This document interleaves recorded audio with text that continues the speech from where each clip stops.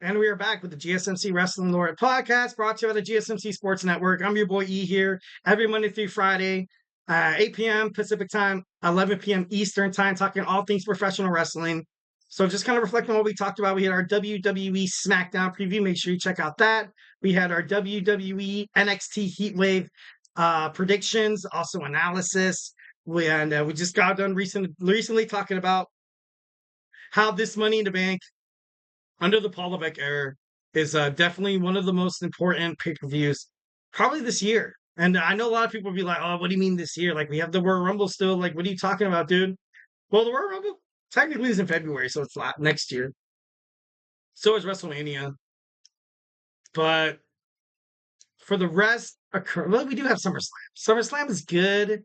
SummerSlam's kind of hit or miss for me. I know a lot of people are probably going to, turn my head off, but I feel like SummerSlam's kind of hit or miss for me. I like Money in the Bank. Money in the Bank is one of my most favorite pay-per-views. When you have someone win the briefcase, that's kind of predictable. You're like, great, that sucks.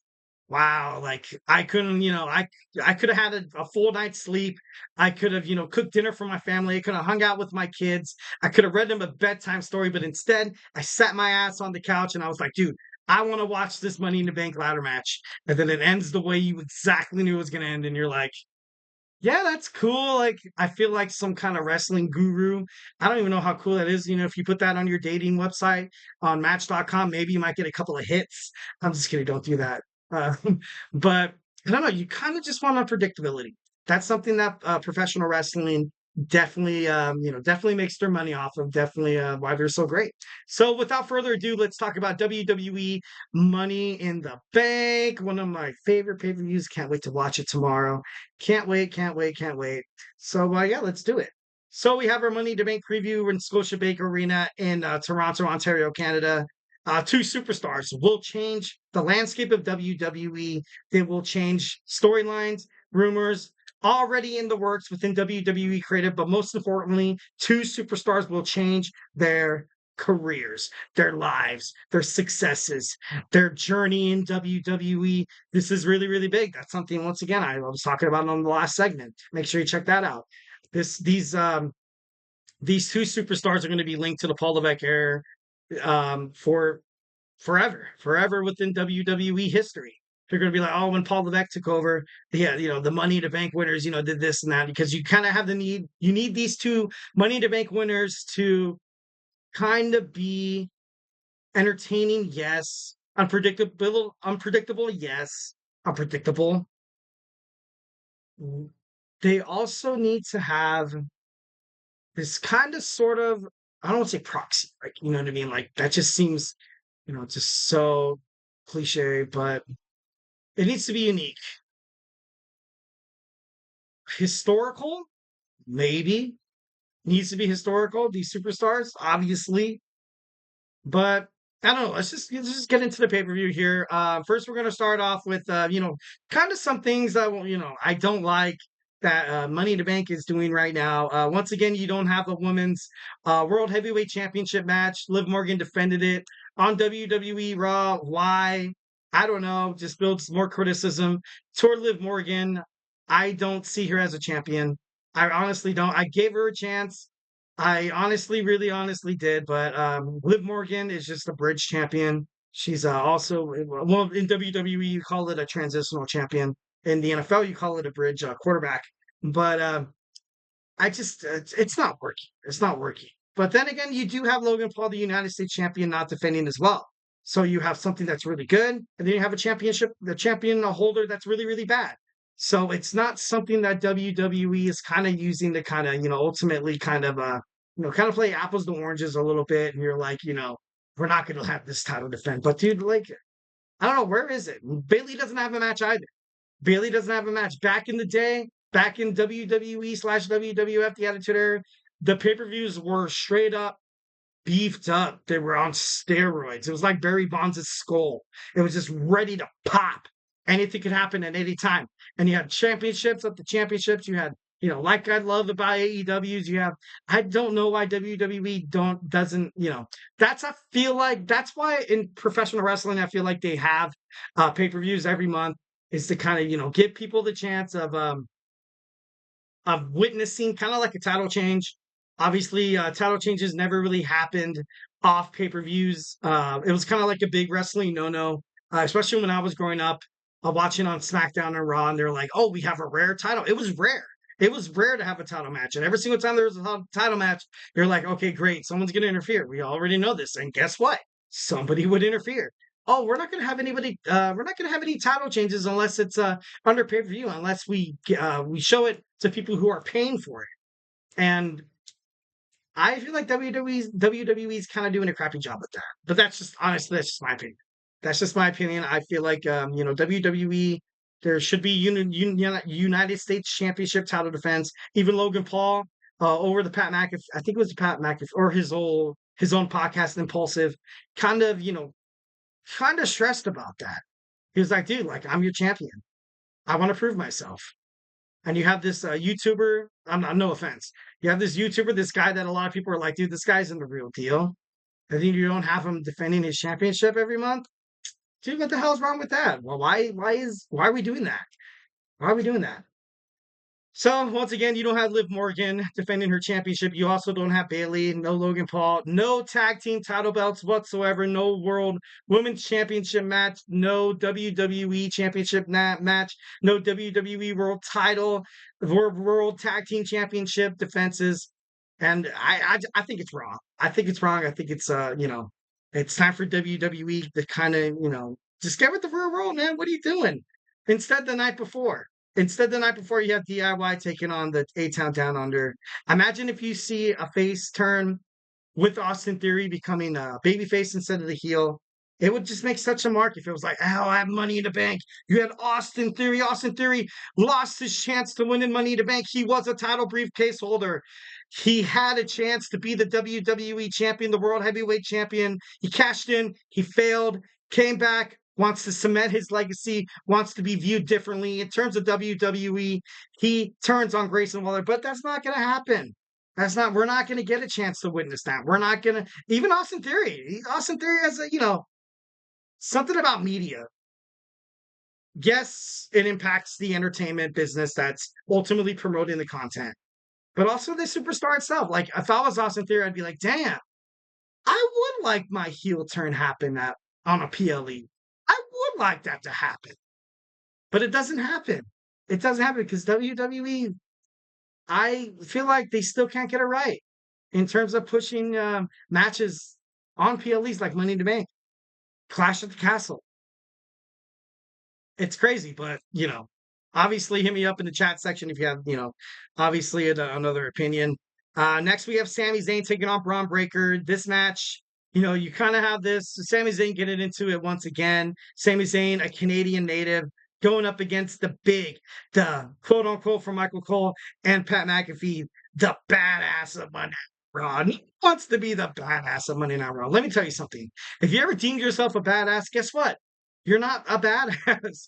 Bron Breakker, I felt like since he made it onto the WWE main roster in Monday Night Raw, has just been trash. His bookings have been trash. His promos have been trash. His storylines, trash. WWE's looking for another way for Bron Breakker. If he makes it back down to NXT, that would ultimately destroy his career. So there has to be some kind of an even, there has to be a fine line that Bron Breakker has to draw that was like, dude, like, what are you guys doing? What are you guys doing to my character? Why am I going against Sami Zayn if I'm just going to lose the match? If you had Bron Breakker come in and not drive Ricochet through a windshield and not constantly attack Ilya Dragunov in the back or other superstars, if you had him actually work his arse off to the point where he is right now, have him and Sheamus and, Ludwig Kaiser fight in like a triple threat match to determine the number one contender and he wins cleanly, that is a position where you could possibly have Bron Breakker win the championship. But instead, the way this is going right now, if Bron Breakker wins this championship, to be honest, I'm going to be kind of pissed. I feel like Sami Zayn, in front of a Canadian crowd, I think he's going to win. He deserves to win at this point. He deserves to win. I got 95% Sami, 5% Bron Breakker. Next, we have Damien Priest, the World Heavyweight Champion, taking on Seth Rollins. If Damien Priest wins, Seth Rollins cannot challenge the World Heavyweight Championship. If Seth Rollins wins, Damien Priest has to lead the Judgment Day. And after they kind of had that gentleman's agreement, I think that kind of really made my mind up. I kind of thought Seth Rollins maybe had a little bit of a chance, but Damien Priest isn't going to leave Judgment Day. He's not going to leave Judgment Day. He's going to be kicked out of Judgment Day. I don't know if that's going to make any sense, but he's going to be kicked out of Judgment Day because you have this inner turmoil. You have this heat, this blood, this pot of, this can of worms that's constantly boiling over with Finn Balor, JD McDonough, Dominic Mysterio, and Carlito. I think it would be beneficial for the bloodline, not the bloodline, for Judgment Day to kind of just find a new leader right now. And Damien Priest, although he is the leader, and I thought he was heading toward babyface role, kind of crazy how he still continues to get booed. I don't know if he's going to be kind of like that Baron Corbin kind of figure where I was like, okay, I could just be like a lone wolf and stuff like that on my own. But I don't really see him losing the championship tonight. Maybe perhaps there is an interference that finally causes for Damien Priest to be like, I'm done. I'm done with the bloodline. God damn it, why do I keep doing that? I'm done with the Judgment Day. Like during the match, you have Finn Balor come out and he strikes Finn Balor. And then there's a huge fight. There's a huge turmoil that happens. And then on Monday Night Raw, maybe there might be something done about it. But that's the only way I can see this, storyline kind of making sense. Seth Rollins, due to a disqualification, wins this match. But once again, it's not like, oh, I don't feel good about winning this match. I didn't win it cleanly. I didn't win the World Heavyweight Championship, so you don't have to leave the Judgment Day. We also had the Bloodline, Cody Rhodes, RKO. Randy Orton and Kevin Owens going on a 3-on-3. Like I said, I want them to make it a 4-on-4 so damn bad. But since WWE has been so wrong in the pay-per-view so far, it's not going to be a surprise that it's going to be on 3-on-3. But I don't want to say this match, mostly benefits the bloodline. So, if they get a win over Cody Rhodes, Kevin Owens, and Randy Orton, it's going to be big. It's going to be big. And if Cody Rhodes, Kevin Owens, and Randy Orton wins, it's going to be so cliche. It's going to be one of those things where it's like, oh, okay, we didn't see that coming. So, yeah, honestly, I feel like the bloodline wins tonight to kind of establish some credibility within the new young bloodline and the new self-proclaimed tribal chief. So we have the Money in the Bank match. I kind of wish I had a little more time to talk about this, but I don't. We have Jey Uso, Carmelo Hayes, Andrade, Chad Gable, LA Knight, and Drew McIntyre. My money is on Drew, but with the CM Punk looking for retribution after the attack, he's going to find a way to screw over Drew McIntyre. I honestly, besides Drew, I feel like LA Knight already kind of has a stint right now with the United States champion Logan Paul. I feel like they're going to fight at SummerSlam. Chad Gable's dealing with his own problems with the Alpha, trying to get the Alpha Academy on his side, going against the Wide Six who completely try to harass him.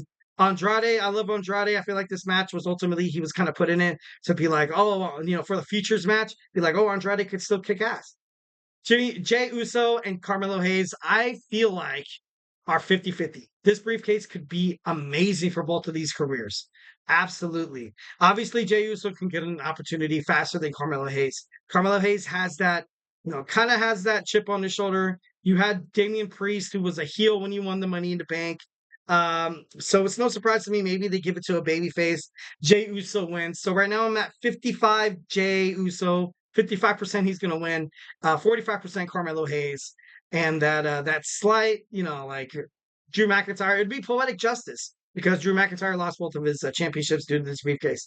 And the Women's Money in the Bank, we have Chelsea Green against Io Sky, Zoe Stark, Tiffany Stratton, Lyra Valkyria, and Naomi.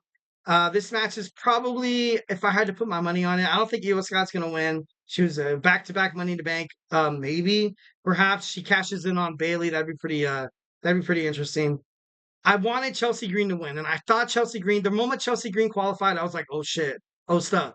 Sorry about that. I was like, oh dang, she's gonna find her, she's gonna be the best women's Money in the Bank, kind of like a Carmella, like kind of holding over Mrs. Money in the Bank. But when Tiffany Stratton won, I was like, okay, Tiffany can kind of do the same thing. So and they were highly pushing Tiffany Stratton. Lyra Valkyria was a runner up in the women's King of the Ring. So I don't know how much they're gonna give to her. Naomi, like I said, she's kind of in that position in her career where she's kind of pushing kind of like younger superstars and stuff like that. But yeah, thank you guys for tuning into my show, GSMC Wrestling Laureate Podcast. We are almost done on this Friday, on this July 5th Friday podcast. Gonna let you guys go pretty soon, but we're gonna finish this up with our wrestling news roundup. So hey, do not go anywhere.